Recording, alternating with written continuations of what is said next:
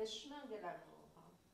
Parce que lorsque j'ai vu l'ensemble des airs proposés aujourd'hui, je me suis dit que ce sont des airs qui mettent en scène de diverses facettes de ce sentiment que tout le monde connaît et que personne n'a vraiment jamais défini. Alors, on va commencer par les portraits d'une femme amoureuse jusqu'à en mourir. C'est Alceste, de l'Alceste de Gluck, de l'opéra qui a été créé à la fois à Vienne et dans une version remaniée à Paris, à peu près à l'époque de Mozart, même si c'est un opéra qui est très fortement ancré dans l'opéra baroque et dans l'attachement baroque à la grande tragédie grecque, comme d'ailleurs l'argument le prouve. Alceste, ayant appris que son mari est mourant, implore les divinités du Styx pour prendre sa vie à la place de celle de son mari. Divinité du Styx, ministre de la mort, je n'invoquerai point votre pitié cruelle. J'enlève un tendre époux à son funeste sort, mais je vous abandonne une épouse fidèle. Divinité du Styx, ministre de la mort, mourir pour ce qu'on aime est un trop doux effort, une vertu si naturelle, mon cœur est animé du plus noble transport. Je sens une force nouvelle, je vais où mon amour m'appelle, mon cœur est animé du plus noble transport. Divinité du Styx, ministre de la mort, je n'invoquerai point votre pitié cruelle.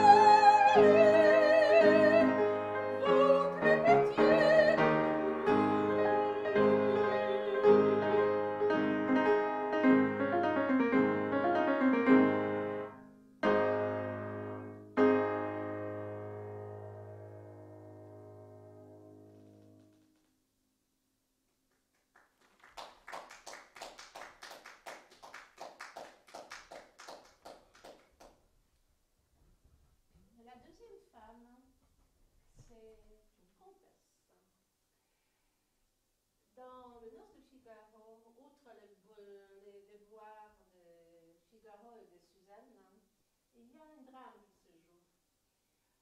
Drame de la comtesse qui est consciente que son mari drague Suzanne et elle sait très bien qu'il n'est pas fidèle. Donc, comtesse blessée dans son amour-propre, dans son orgueil et dans son amour, dans sa belle cavatine, implore: apporte, amour, quelque réconfort à ma douleur, à mes soupirs. Rends-moi mon bien-aimé, ou laisse-moi en moi mourir.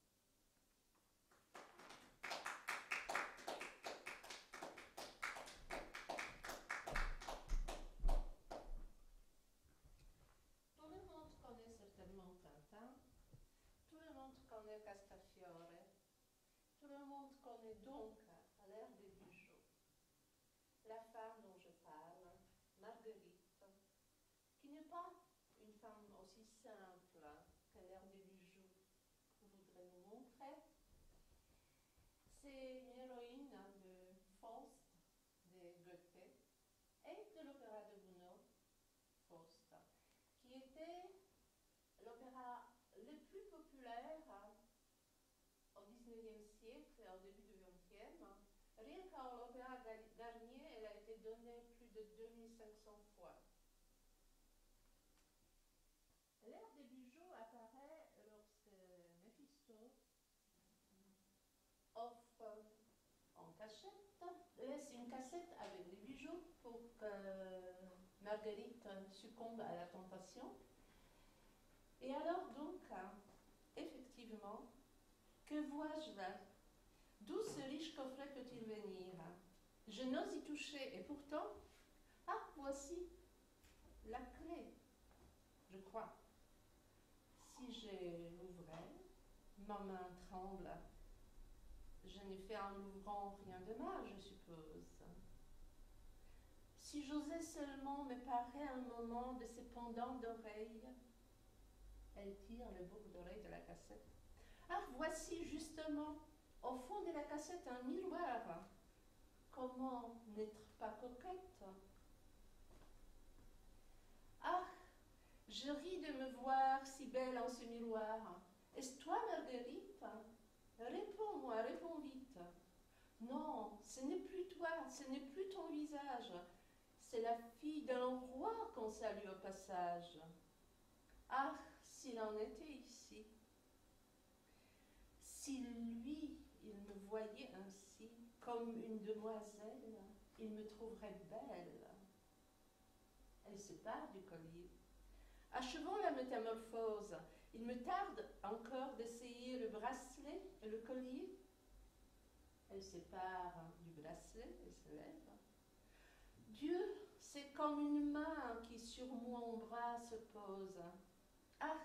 Je ris de me voir si belle en ce miroir. Est-ce toi, Marguerite? S'il était ici, s'il me voyait ainsi, comme une demoiselle, il me trouverait belle. Marguerite, ce n'est plus toi, ce n'est plus ton visage. Non, c'est la fille d'un roi qu'on salue au passage.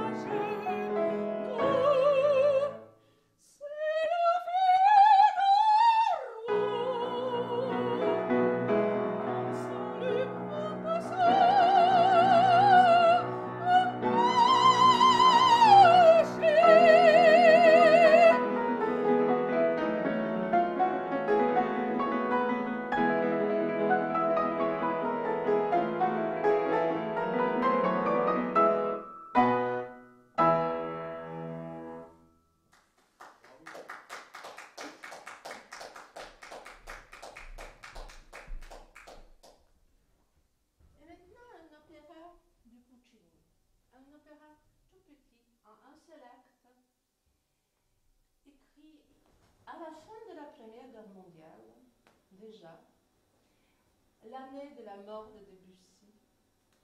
L'opéra qui n'a jamais eu un immense succès et qui finalement est connu avant tout par un seul air de Lauretta, une jeune fille qui implore son père pour qu'il la laisse épouser l'homme qu'elle aime. C'est le fameux air Il mio bambino caro. Oh mon papa chéri, il me plaît